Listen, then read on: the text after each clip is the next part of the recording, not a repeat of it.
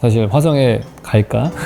어떤 면에서는 테슬라가 지금 트럼프를 엄청 밀잖아요. 그 다음 단계로 가려면은, 그러려면은 정치적인 힘이 필요한 거지. 정말 어떤 때 미친놈 아닌가? 이런 생각이 들 때가 있었어요. 여기 빨간 출신은 주로 그런 것들이지. 네, 안녕하세요, 왓슨 여러분. 이번 시간에는 일론 머스크에 대해서 한번 이야기를 나눠볼까 합니다. 다른 기업가들도 물론 우리의 삶과 공간에 큰 영향을 미친 사람들이 있는데 한 사람으로서 이렇게 많은 영향을 끼친 경우는 없기 때문에 일론 머스크에 대해서 한번 이야기를 건축가로서 해보는 것도 재밌을 것 같다는 생각이 들었습니다. 일단 인류 역사를 살펴보시면은 끊임없이 공간을 확장하는 쪽으로 기술을 발전해 왔고 그걸 성공적으로 이루었죠. 가깝게만 보더라도 범선을 만들어서 바람의 힘을 이용해서 대서양을 건널 수 있게 되고 전 세계 바다를 누릴 수 있게 되면서 지구의 전체 표면적의 70% 이상을 차지하는 바다라고 하는 공간을 쓸 수 있게 되었고, 그리고 지표면이 거의 다 정복이 됐더니 이제 공중을 정복하기 위해서 인간은 엘리베이터와 철근 콘크리트를 이용해서 지상으로 확장시켜 나갔죠. 본인들의 영역을. 그러면서 공간을 확장시켰습니다. 그리고 그 한계점에 이르는 1990년대쯤에 인터넷 가상 공간을 만들어서 그래서 또 공간을 한 번 더 확장시켰어요. 1960년대에 우리가 한 번 더 공간을 확장시키려는 시도를 했던 거가 이 아폴로 시리즈를 통해서 스푸트니크도 그렇고 우주 공간을 본인들 인류가 쓰는 공간으로 만들려고 시도를 했었는데 에너지 소비가 너무나 많기 때문에 되게 오랫동안 정체되어 있었죠. 근데 그거를 해결한 사람이 저는 일론 머스크라고 생각을 해요. 스페이스X라는 회사를 통해서 재활용할 수 있는 그런 로켓을 만들므로 인해서 훨씬 더 많이 우주 공간을 저렴한 가격으로 쓸 수 있는 방법을 만들어낸 거죠. 사실 우주 왕복선이라고 하는 거가 이미 있었습니다. 1980년대 초에 컬럼비아호라고 우주 왕복선이 나왔었거든요. 그때 이제 아폴로와는 다르게 재활용해서 쓸 수 있는 우주선이 나왔다고 해서 되게 열광을 했었는데 그거보다 더 재활용률이 높은 거겠죠, 이게. 그래서 일반 로켓의 모양으로 아주 저렴하게 돼 있는데 그게 올라갔다가 착륙한 대로 그냥 내려오는, 사실 이론적으로 생각하면 누구나 할 수 있는 부분인데 그거를 기술적으로 푸는 게 되게 어려웠겠죠. 진정한 엔지니어인 것 같습니다. 우리가 사실은 20세기 후반에 들어서는 1800년대부터 시작해서 막 본격적인 산업혁명이 되면서 기계적인 엔지니어로 세상을 많이 바꿨어요. 비행기도 있고 증기기관차도 있고 증기선도 있고 엘리베이터도 있고 다 미케니컬한 것들이죠. 자동차도 마찬가지고요. 그걸 통해서 우리의 도시와 건축과 삶을 많이 왔는데 20세기 후반에 들어서는 거의 전자기술이잖아요. 반도체라든지 통신기술이나 이런 걸 통해서 우리의 삶을 바꿔왔는데 일론 머스크는 다 지나갔다고 생각하는 다시 그 엔지니어적인 마인드로 가서 자동차를 전기시대에 맞게 전기차를 만들어야지, 그럼 새로운 전기차도 만들고 우주선 로켓도 재활용하면 더 싸겠네, 그리고 재활용 만들고 하이퍼링크라고 그래가지고 사실 터널 뚫는 기술도 있었잖아요. 지하철도 다 있었고, 그리고 예전에 SF 영화 같은 거 보면 다 나옵니다. 진공 터널로 돼 있는데 초고속으로 다니는 기차가 있는 그런 자기부상 으로 다니는 거 다 영화에다 나오거든요. 근데 그거를 현실적으로 만드는 능력을, 그 추진력을 가진 사람이 일론 머스크인 거죠. 대단한 거죠. 탁상 공론을 하는 사람이 아니잖아요. 그 부분이 되게 존경스러운 부분인 것 같아요. 제가 전에 학창 시절 얘기하면서 젊었을 때는 all around 플레이어가 돼야 된다. 왜 슬램덩크에서 신현철이라는 애가 키가 작아서 가드로 시작했다가 키 크니까 포워드 됐다가 센터 했다가 모든 포지셔닝을 다 할 수 있는 그런 올라운드 플레이어가 됐잖아요. 그러니까 그거랑 비슷하게 일론 머스크 같은 경우에는 본인이 코딩도 할 수 있고 마케팅도 할 수 있고 이런 것들을 다 몸으로 부닥치면서 다 젊었을 때 해본 사람이기 때문에 그래서 남들이 못하는 회사를 만드는 것 같아요. 남들이 만들 수 없는 회사를. 스페이스X를 일론 머스크 같은 그런 엔지니어 베이스로 되어 있는 사람이 아니었다면은 에어로다이나믹 하는 엔지니어가 이거 안 되는데요? 그러면 그래? 그러고서 그냥 말았을 거 아니에요. 그러면 아마 지금의 이 성공적인 스페이스X 기업은 못 만들었겠죠. 그냥 계속 푸시하는 거예요. 그 엔지니어를 계속 푸시하고. 그리고 또 하나, 물론 모든 게 그렇지만은 자기 혼자 하는 경우는 없잖아요. 스피릿이 맞는 사람들을 잘 발굴해내더라고요. 그리고 진짜 워라밸 안 따지는 정말 자기 같은 그런 인간들 잡아가지고 제가 볼 때 목숨 걸고 일하는 것 같더라고요. 와, 근데 여러 가지 벤처 시스템들도 돼 있고 시장도 있고 국민들도 깨어서 미래지향적이고, 근데 거기다가 목숨 걸고 이런 애들끼리 모여서 하면은 이거 진짜 힘들겠다. 우리는 진짜 우리는 어떻게 해야 되나 이런 생각이 들더라고요, 진짜.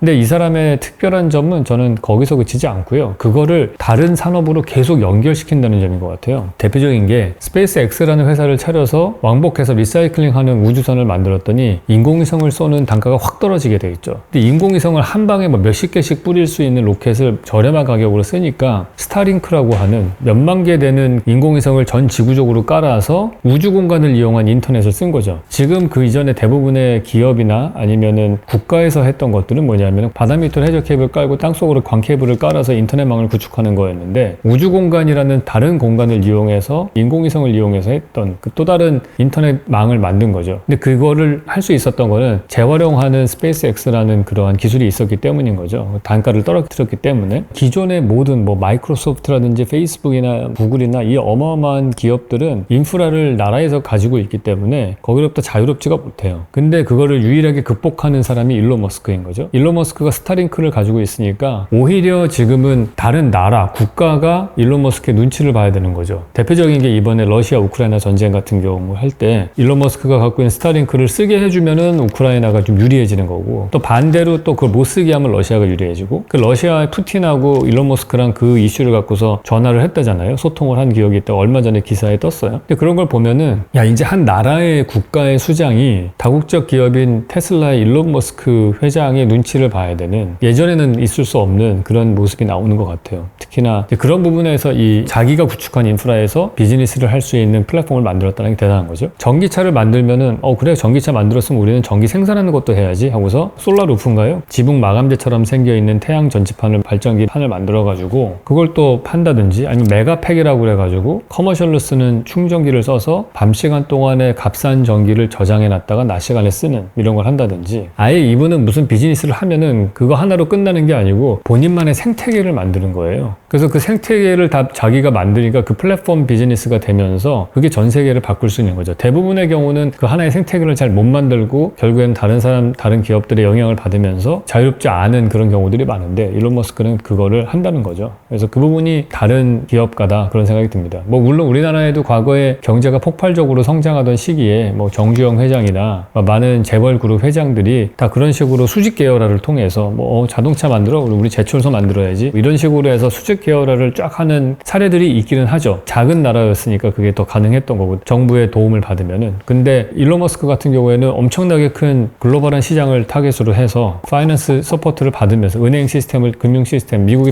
많이 발전해 있으니까 그 자본을 이용을 해가지고 그거를 그냥 엄청난 월드 클래스 스케일로 한다는 거가, 그게 대단하다는 생각이 듭니다. 옵티머스 이런 건 진짜, 야, 이 사람이 진짜 난놈이구나. 내 느낀 게, 또 뭐라 그러냐면, 인간의 노동을 대체를 하려면 손이 좋아야 된다. 딱 그 얘기 하잖아요. 그러니까 그런 힘든 일들은 손이 있어야지 해결되는 거고, 그러니까 그 사람이 그 옵티머스 만들 때 딱 손을 딱 보여주잖아. 맨 처음에 엑스레이 사진 찍은 것처럼. 그러니까 우리 어렸을 적에 다 배웠잖아요. 엄지손가락이 앞으로 돌아가 있기 때문에 인간은 손이 다른 동물과 다르고, 그래서 호모 파베르라고 뭐 도구를 쓰고 뭐 이런 것들을 하는 거잖아요. 그래서 이 사람은 진짜 본질을 보는 눈이 있구나, 그걸 느꼈고, 지금도 아직도 느리긴 하지만은 그게 뭐 기하급수적인 속도로 이제 발전할 거 아닙니까? 그럼 나중에는 그 왜 공각기동대 같은 거 보면 나오잖아. 이렇게 촥 해서 손가락 한 20개 나와가지고 타이핑 쫙 프로그램 하고 그 무서운 장면 나오잖아요. 마치 그런 것처럼 인간의 손보다 더 발달한 손을 만들겠지, 그 사람이. 그러면은 훨씬 더 우리의 일을 덜러주는 그런 것들이 나올 수 있겠죠. 그런 부분이 핵심인 것 같고, 그 사람이 하는 일 중에 헛된 일이 없는 게, 테슬라 자동차를 만들면서 생겨난 인공지능, 그것도 다른 데는 라이다라고 그래가지고 이렇게 초음파로 검사하듯이 위치 파악해가지고 자동차하고 하는 건데, 이 사람은 그 고집을 그렇게 부렸대요. 다른 데에서 라이다를 이용해가지고 자율주행을 막 할 때 우리는 비전으로만 한다, 눈으로 보고서 판단 내려가지고 하는 거로만 개발을 하라고 그렇게 압박을 했대요. 많은 엔지니어가 반대를 해도. 근데 그게 결국에는 지금 이겼잖아요. 이제 완전히 보는 시각으로 판단 내리는 인공지능이 나온 거고, 그게 결국에는 새로운 반도체 칩도 만들잖아. 그러면 전 세계 그 많은 자동차 회사들이 다 자동차를 열심히 만들겠지만은 테슬라 매출 잘 안 나가도 돼. 근데 거기에 들어가는 자율주행 칩은 우리 거 쓰면 돼. 제일 중요한 AI 칩이 있으니까. 그럼 그냥 게임 끝나는 거잖아요.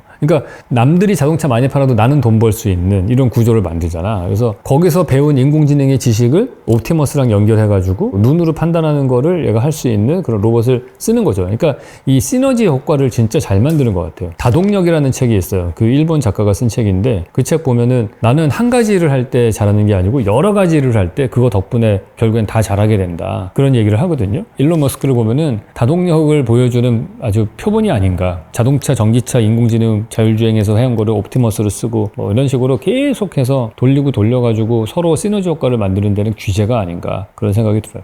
그래서 현재 우리의 삶의 공간을 바꾸는데 많은 영향을 끼치는 기업가다, 그런 생각이 들어요. 그러니까 도시적으로 봤을 때 보링 컴퍼니가 엄청나게 영향을 미칠 것이다. 20세기 도시를 가장 많이 바꾼 기계가 전에 말씀드렸다시피 엘리베이터와 자동차란 말이죠. 21세기에 가장 큰 변화를 주는 팩터는 도시와 건축에 인공지능이 들어간 건데, 인공지능이 그냥 들어가서 뭐 말하는 건물 이런 건 아니고 인공지능이 자동차와 합쳐져서 자율주행 자동차가 만들어지고, 자율주행 자동차가 만들어지면은 도시가 많이 바뀌는 거죠. 도로의 면적이 이거보다 더 줄어들어도 되고 그 공간이 생기죠. 주차장도 필요 없어질 수 있고, 보링 컴퍼니를 만들어서 하이프루프 같은 그런 초고속 기차도 뚫을 수 있지만은 자동차가 다니는 지하 고속도로를 만들려고 하잖아요. 일론 머스크가. 그 공간의 효율성 같은 측면에서 보면은 효율적일 것 같다는 생각은 별로 안 들어요. 예, 왜냐하면은 너무나 많은 인터체인지가 지상으로 올라와야 되는 문제가 생길 거고, 지하 터널에서 뭐 엘리베이터로 올라간다고 하는데 그러면 거기서 감속 차선이 또 따로 있어야 되잖아요. 그래서 오히려 하이프루프 같은 거를 더 활성화시키는 보링 컴퍼니는 되게 영향이 있을 것이다. 우리나라 같은 경우에 나라가 크지 않기 때문에 뭐 서울, 부산 한번 돈 써가지고 뚫으면은 19분 만에 연결되고, 그러면은 진짜 공간이 엄청나게 압축되는 효과가 생길 거고 거의 하나의 도시같이 작동하는 그런 나라가 만들어질 테니까 그런 것들은 크게 영향을 줄 수 있을 것 같다는 생각이 들어요.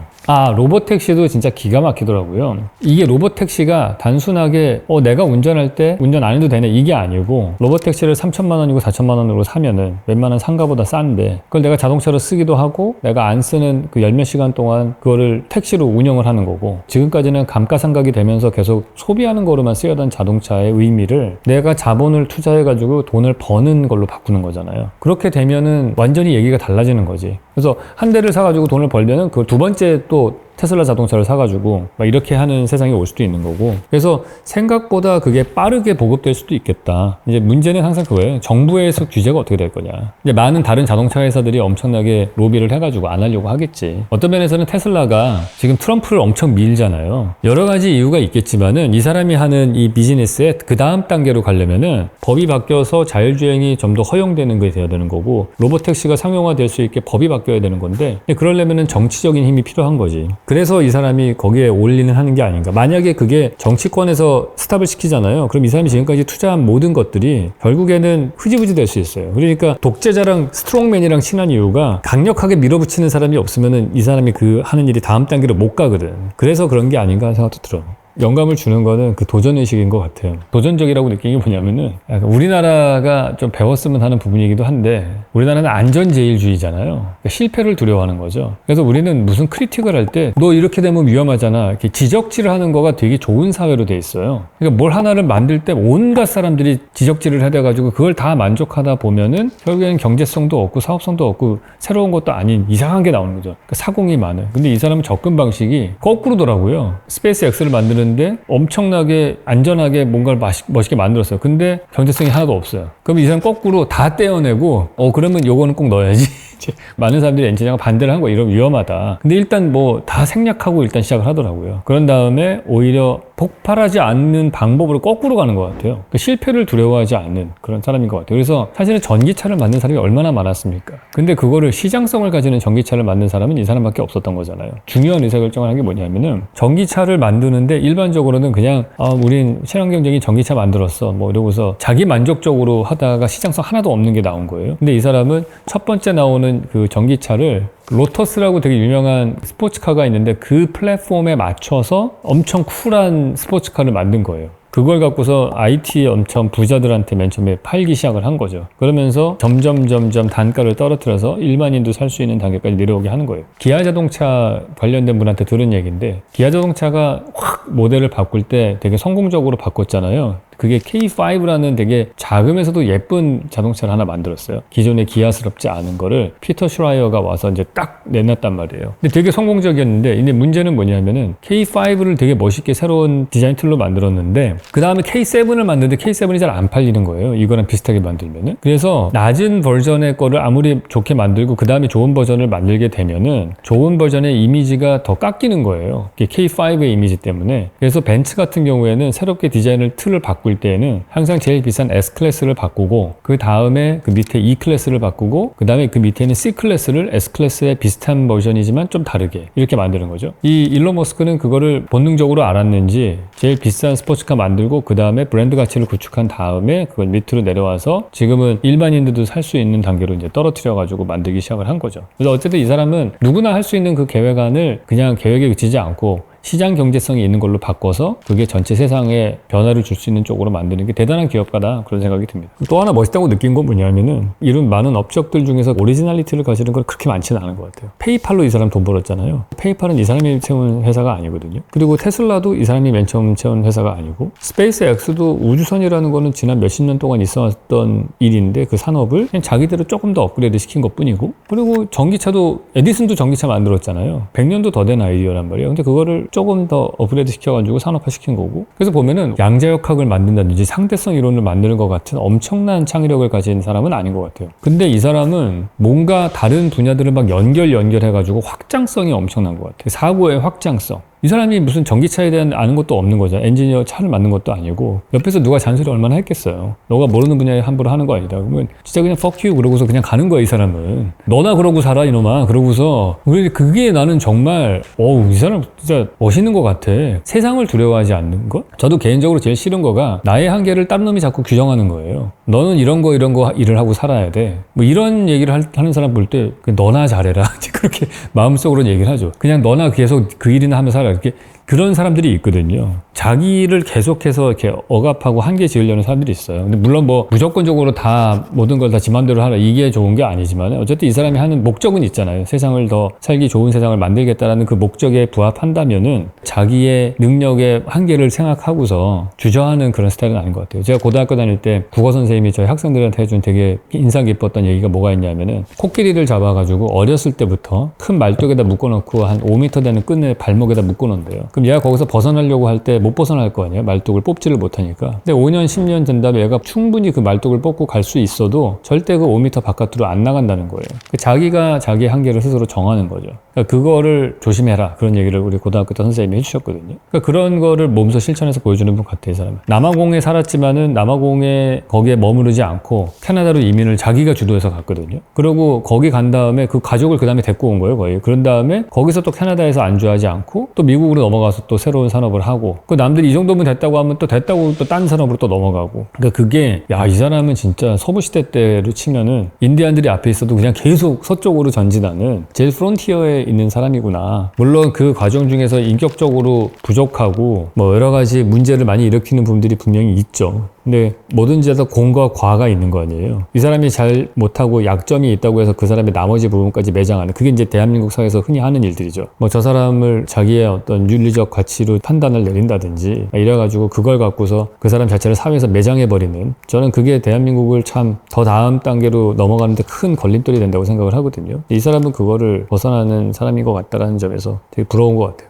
우리나라는 지도자의 가장 중요한 덕목을 뭐라고 생각해요? 지도자의 가장 중요한 덕목을 도덕성이라고 생각하잖아요. 윤리성이 있어야 되고. 왜냐면 삼국지를 읽은 세대라서 그래. 그런 생각 안 해보셨어요? 왜 유비가 거기서 제일 주인공으로 지지를 받는 사람이냐? 나는 어렸을 때도 이해가 안 갔어. 조조가 난 더 멋있더라고. 근데 왜 유비가 더 칭송받는 인간이어야 되냐고. 근데 그 소설을 읽어보면은 유비는 그 전에 왕조들의 계보를, 대의명분을 가진 사람이기 때문에 유비가 선한 인물로 나오잖아요. 난 솔직히 제갈공명 아니면 유비 좋아하지도 않았어. 그쪽 응원하고 싶지도 않아요. 근데 보면은 그게 농업경제 시대의 마인드의 사람들의 가치관인 거예요. 근데 그거는 결국엔 누가 제일 좋아하는 소설이야? 왕이 제일 좋아하는 소설인 거야. 내 시스템을 유지해주는 애가 착한 애잖아, 그거는. 사실은 그 세 개의 나라 중에서 지지받아야 되는 기준점은 얼마나 국민들을 먹고 살 수 있게 잘해주느냐. 그런 관점에서 봤어야 되는 거지. 거기에 맞춰서 선한 나라가 어느 건지를 파악했어야 되는 거지. 특히 미국 사회는 지도자의 가장 좋은 덕목을 어떠한 비전을 제시할 수 있느냐. 우리가 갖고 있는 틀을 깰 수 있는 어떤 비전을 제시하는 사람이 훌륭한 지도자인 거야. 대표적인 게 워싱턴 같은 사람이잖아요. 얘네들은 태생 자체가 영국의 식민지를 깨고서 새로운 나라를 만드는 거지. 근데 더 훌륭한 건 뭐냐면은 영국을 침공해가지고 영국의 왕의 목을 치는 게 아니잖아요. 그냥 자기들만의 공화국을 여기다 만들겠다. 새로운 시스템을 만들겠다는 거예요. 그렇게 만들어서 시작된 나라이기 때문에 지도자에 대한 관념이 좀 다르대요. 최근에 제가 봤던 것 중에 컬처 코드라는 책이 있는데, 그 책을 보면 나오는 게 유럽과 미국의 가장 큰 차이점이 뭐냐. 미국은 신생 국가라는 거예요. 유럽은 오래된 역사를 갖고 있고, 그러니까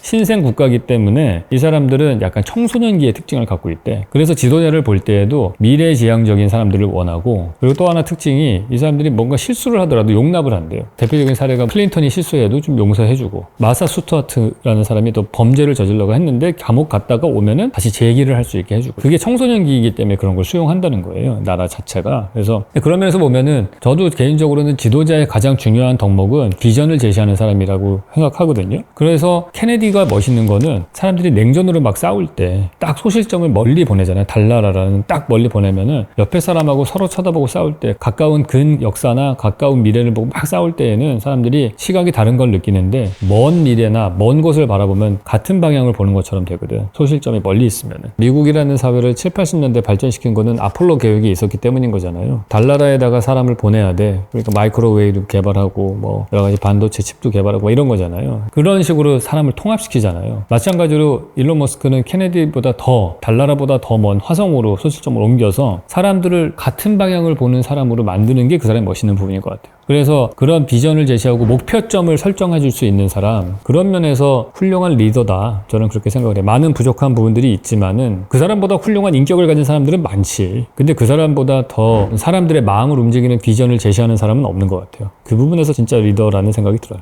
스케일이 다른 거지. 인류를 구원하겠다고 하는 사람의 스케일이 얼마나 보는 관점이 다르겠어요. 혹은 뭐 동네 국회의원 하는 게 목표인 사람하고 인류를 구하겠다는 원대한 목표를 갖고 있는 사람하고는 뭐 의사결정의 단계에서부터 목적을 설정하는 단계에서부터 다른 거지 뭐. 이분의 자라난 배경들을 보면은 정상적이긴 좀 어렵겠구나. 정말 학대하는 아빠 밑에서 자랐거든. 남아공에 남아있으면서 아버지를 때리고 제압할 수도 있잖아. 이 사람은 그냥 다른 공간으로 가버렸잖아요. 똑같은 환경이라고 해서 똑같은 아웃풋이 나오는 건 아니거든요. 이 사람은 어려움을 극복하고 더 권위에 순종하는 사람이라기보다는 권위를 전복시킬 수 있는 그러한 사람으로 나온 거가 좀 다른 것 같아요. 그러니까 지구가 난리가 이렇게 복잡복잡 되면 얘는 화성으로 가잖아요. 그거랑 비슷한 것 같아. 이 사고방식 자체가 여기 문제가 많으면은 다른 공간으로 가면 돼. 거기서 새 출발을 하면 된다. 그러니까 이 사람한테는 캐나다가 화성 같은 거겠지. 그러니까 화성이 캐나다 같은 곳일 수 있는 거고. 그러한 사고방식인 것 같아요. 공간을 더 확장시키면서 이 문제를 희석시키면서 문제를 해결하는 그런 방식인 것 같아요. 우리나라에 진짜 필요한 게 아닌가 싶어요. 이 좁은 나라의 가치에서 이거를 더 공간을 확장시켜서 문제를 해결할 생각을 해야 되는 거죠. 그러려면은 더 해외 국제 정세에 더 관심을 가져야 되는 거고, 국내 그 정말 이슈라고 보기도 싫은 그런 걸 갖고서 싸우고 하는 그 한심한 것 같아요. 그럴 시간에 다른 나라하고의 국제 관계에서 어떤 영향을 우리가 받을 것이냐, 이런 거를 더 우리는 관심을 좀 많이 가졌으면 좋겠다, 그런 생각이 들어요.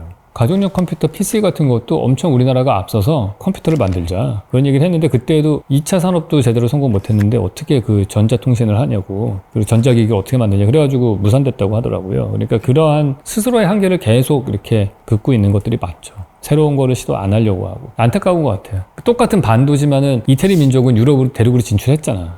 왜 우리는 왜 안 갔을까? 그게 저도 생각을 해봤거든요. 중국이라는 데가 너무나 큰 나라가 옆에 있고 걔네는 지리적으로 유리하잖아요. 많은 지리학자들이 얘기하는 게 거기는 평야가 너무 넓어서 조금만 누가 세면은 확장되기가 쉬운 거예요. 정복하면 마차만 있으면은 전차 만들어가지고 그냥 막 청동기 무기로 휩쓸면은 엄청나게 큰 나라를 쉽게 만들 수가 있어. 그러니까 그 나라가 자리를 잡고 있으니까 한반도에서 좀 진출하려고 해도 그게 좀 안 됐던 그 문제가 있었을 것 같아요. 근데 이태리 같은 경우는 생각해보면은 북쪽으로 진출할 때 거기는 평지가 많지만은 일단 문화적으로 많이 뒤쳐져 있었고, 이 남쪽의 지중해 쪽, 이 메소포타미아나 그리스를 통해서 문화가 진출됐으니까 그쪽 지역은 프랑스 평야가 어마어마하지만은 그 많은 평야에 문명이 없었거든. 그러니까 정복하기 되게 쉬웠을 거라고요. 근데 우리는 황하 문명이 우리보다 좀 먼저 앞섰으니까 그런 부분에서 그쪽을 정복하기 쉽지 않았을 것 같다는 생각이 들고, 또 만주는 또 되게 척박해. 이태리 반도를 벗어나면 프랑스 대평야는 엄청나게 비옥한 땅인데 우리는 북쪽으로 만주로 가면은 척박하기 때문에 농업 경제를 일으키기에도 별로 불리한, 일단 품종이 바뀌잖아요. 우리는 벼농사 짓다가 거기 가면 밀농사 지어야 되고 뭐 이런 것들이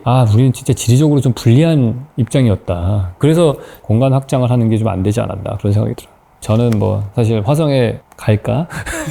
갈 수 있을까? 저는 불가능할 거라고 저는 개인적으로는 생각을 하는데, 우리는 사실은 혼자 진화한 것 같지만은 지구라는 생태계랑 같이 진화한 거잖아요. 그러니까 우리의 지구적 환경이 나한테 딱 맞게 커스터마이즈 된 상태란 말이죠. 근데 이 딱 맞는 커스터마이즈 된 상태를 거기 테라포밍으로 만들 수 있을까? 저는 불가능할 거라고 봐요. 비슷하게는 만들 수 있겠지. 산소의 포화 농도나 뭐 할 수 있을지도 모르겠어요. 근데 거긴 자기장도 없고 태양풍을 막아주는 대기층도 없고 뭐 여러 가지 문제가 있지만 뭐 비슷하게 만든다고 칩시다. 근데 나는 그렇게 유기체가 가가지고 테라포밍 해가지고 하는 것보다 훨씬 더 앞서서 몇만 년 앞서가지고 인공지능 로봇이 가가지고 거기를 쓰겠지. 그리고 걔 입장에서는 또 더 나아가서 화성에 쓸 일이 없을 것 같아요. 그냥 우주를 떠다니며 살 수도 있을 것 같고, 제가 딴 데서 얘기하지 않았나? 인공지능 얘기 중에서 제일 그럴듯한 얘기가, 눈 뜨고 났더니 인공지능이 다 지구를 떠나고 없더라. 그러니까 뭐 스카이넷 같이 인간과 기계가 전쟁을 하고, 그거는 진짜 전형적으로 그 좁은 세상에 갇힌 사람들의 사고방식이라는 거예요. 왜냐하면은 기계 입장에서 봤을 때 왜 굳이 지구에 왜 굳이 인간을 죽여가면서까지 있을 이유가 없거든. 지구라는 공간이 필요한 거는 유기체 생명체지 기계는 아니잖아요. 그럼 얘 입장에서 에너지는 더 많은 게 우주 공간에 가면 태양 에너지 무한대로 쓸 수 있지. 물도 필요 없지. 적정한 온도도 필요 없지. 그러니까 그런 걸 생각을 하면은 인공지능 입장에서 굳이 인간을 죽여가면서까지 여기에 살려고 할까? 그렇게 생각할 수 있을 것 같아요. 그래서 저는 스카이넷을 안 하려면 이런 사고방식을 빨리 초기에 집어넣어야 된다는 거야. 만약에 우리 한반도에 갇혀가지고 맨날 제로섬 게임에 갇혀서 사촌이 땅을 사면 배가 아픈 이런 좁은 사고방식을 가진 그러한 인공지능이라면 진짜 큰일 날 것 같아. 그런 사고방식이면 저놈을 내가 죽여야지 내가 살지 이런 생각을 하면은 인간을 쓸어버리려고 하겠지. 아니면 뉴럴링크 같은 거 정말 현실화되면은 그걸 통해가지고 뉴럴링크 시킨 다음에 내 아바타가 가가지고 뭐 전 우주를 떠돌아다니면서 경험하는 것들 나한테 보내주기만 하면 되는 거 아니에요. 물론 진취적으로 화성에 가고 하는 것들은 되게 훌륭하다고 생각해. 공간을 확장하는 쪽 적극적으로 응원하고 그 과정 중에서 생겨나는 많은 기술들이 우리를 훨씬 더 발전시킬 거라고 저도 봐요. 하지만 인간이 가기 전에 인공지능이 훨씬 먼저 나갈 것이다. 그렇게 생각을 합니다. 그럼 이번 시간에 일론 머스크에 대해서 건축가의 관점에서 이야기를 나눠봤습니다. 다음 시간에 또 뵙도록 하겠습니다.